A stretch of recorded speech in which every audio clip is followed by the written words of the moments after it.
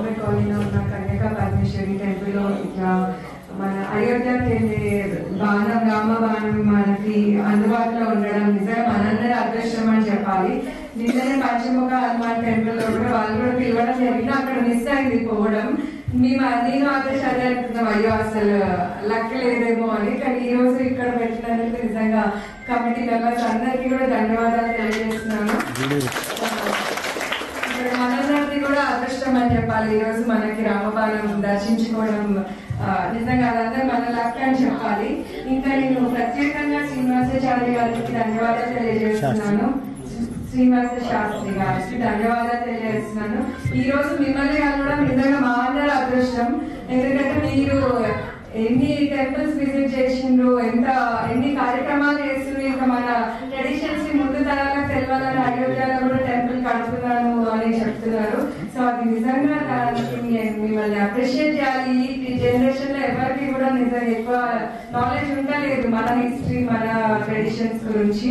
చాలా మంచి విషయం. మిమ్మల్ని ఈ రోజు ఇక్కడ కలుసుకోవడం నిజంగా మా అందరి అదృష్టం. Thank you. అండ్ మీకు ఎప్పుడు ఎటువంటి సపోర్ట్ కావాలన్నా తప్పకుండా మా టీమైతే అందుబాటులో ఉంటాను. సీతారామచంద్ర భగవానికి ప్రతిరోజు అన్నదాన కార్యక్రమం జరుగుతుంది కాబట్టి ఈ కోదాట బాధ మా దగ్గరకు వచ్చినందుకు మన వంతు సహాయంగా ఎవరికి తెలిసినంత వాళ్ళు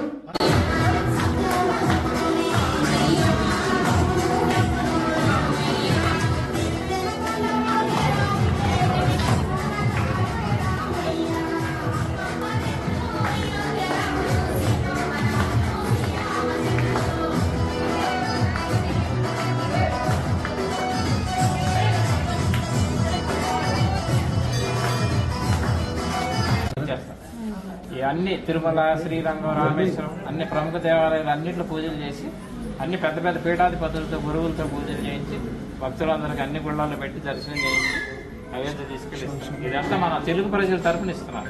జై శ్రీరామ్.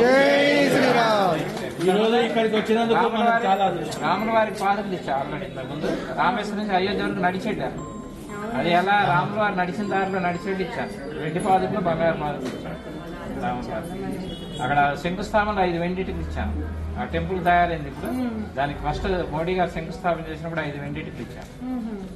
దాంతో మా అంత అదృష్టం కల్పించారు రాముల వారు. ఈ అదృష్టాన్ని మాకు కల్పించింది. అందుకని అందరికి ఇప్పుడు నిత్యం అన్నప్రసాదం ఇస్తున్నాడు. మన భోజనం దొరకదు అక్కడ. అంతకుముందు లడ్డు పంచాను 5 సంవత్సరాలు. ఇవి చూసి వచ్చేవాళ్ళు ఇబ్బంది పడుతున్నారు భోజనాలకు. అందుకని భోజనం మొదలు పెట్టాం. 1 year అయింది.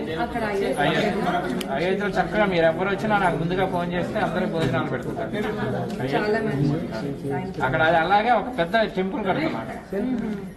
అది కూడా రాముల వారి వంశం మొత్తం బ్రహ్మ దగ్గర నుంచి లవకుశుల వరకు, సీతమ్మ వారి వంశం, రాముల వారి వంశం, సూర్యవంశం, చంద్రవంశం అన్ని విగ్రహాలు 150 విగ్రహాలు వస్తాయి.